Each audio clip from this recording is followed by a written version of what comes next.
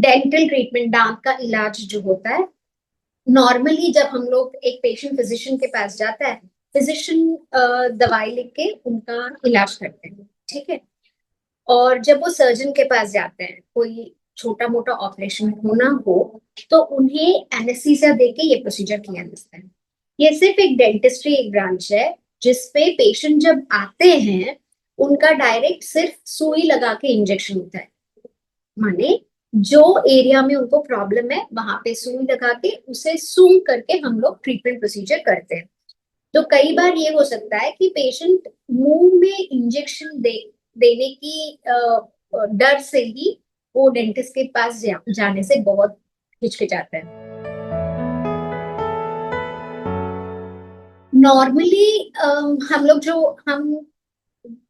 हम लोग ये बोलते हैं कि जब भी कोई प्रॉब्लम होता है उसका सॉल्यूशन को हम लोग इमीडिएटली ट्रीट करने से प्रॉब्लम बड़ा नहीं होता है।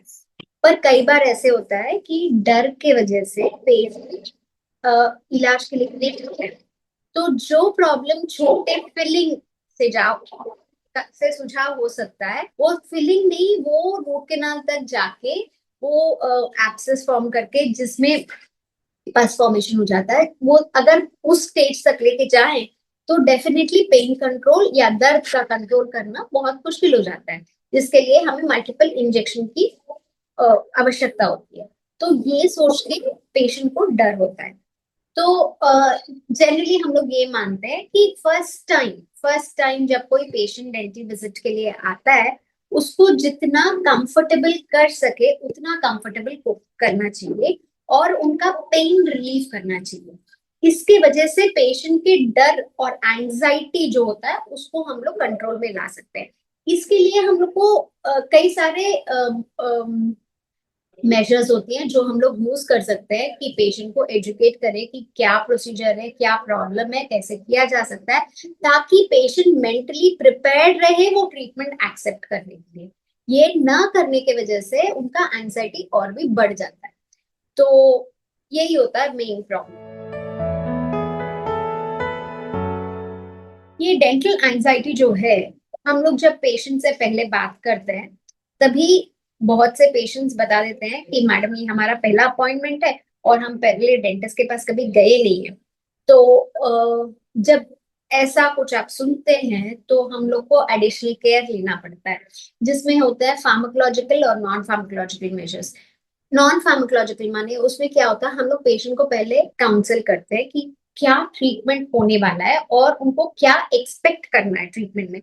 जैसे कि अगर एक पेशेंट आ रहा है वो अपना दांत बहुत सड़ गया है उनका और उन्हें एक दांत निकलवाने की जरूरत है और वो उनका फर्स्ट एक्सपीरियंस है।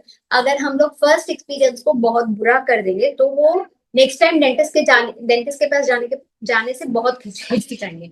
इसीलिए उनको पहले मेंटली प्रिपेयर करना होता है कि प्रोसेस ये है, क्या एक्सपेक्ट करना है। जैसे कि हम लोग बोलते हैं कि हम लोग आपको इंजेक्शन देने वाले हैं, इंजेक्शन देने से आपको यहाँ पे सूंघ हो जाएगा और सूंघ होने के बाद हम आपके दांत निकालेंगे, दांत निकालने के टाइम पे आपको प्रेशर फील होगा या पेन फील होगा। और उनको बहुत कंफर्टेबल रखना बहुत एसेंशियल हो जाता है।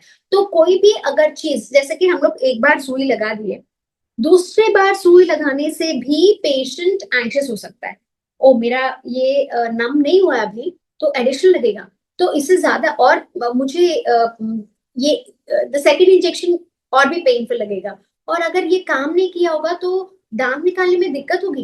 तो ये सब उनके माइंड में चलते रहते हैं। तो इसीलिए we have to make sure that the patient is under good pain control. तो उनको अगर प्री ऑपरेटिवली इन्फेक्शन ज्यादा है तो इन्फेक्शन कंट्रोल कीजिएगा, उनको काउंसलिंग कीजिएगा, उसके बाद में उनको प्रोसीजर एक्सप्लेन कीजिएगा ताकि वो एंटिसिपेट करे कि क्या आने वाला प्रॉब्लम है और उसे कैसे डील किया जा सकता है।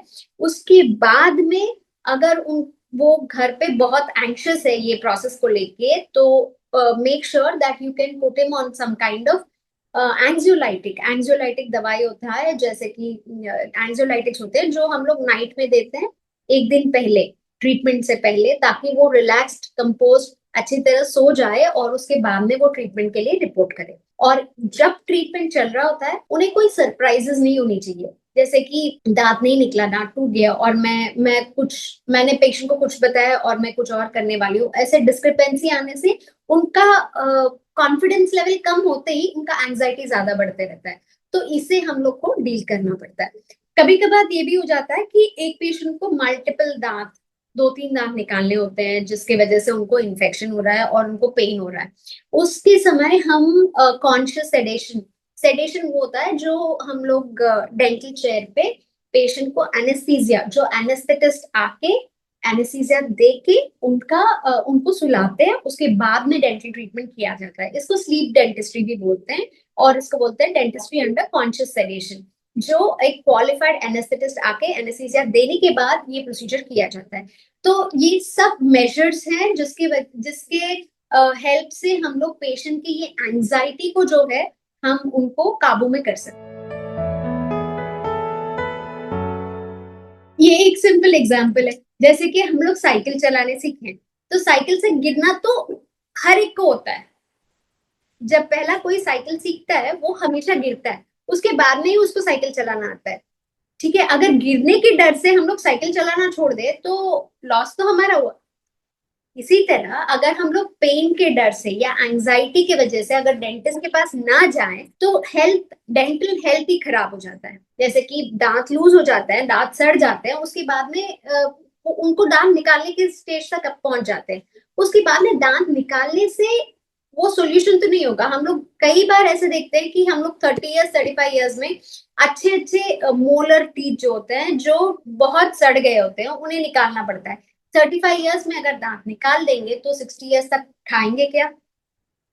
तो इसीलिए एंजाइटी की वजह से हम काम ना करना गलत। हमें एंजाइटी को ओवरकम करना है, और वो ओवरकम करने के लिए पेशेंट के साइड से पेशेंट क्या कर सकता है और डॉक्टर के साइड से डॉक्टर क्या कर सकते हैं, इन दोनों को कंसिडर करके हम लोग डेंटिस्ट के पास जाने का फर्स्ट स्टेप लेना चाहिए पेशेंट।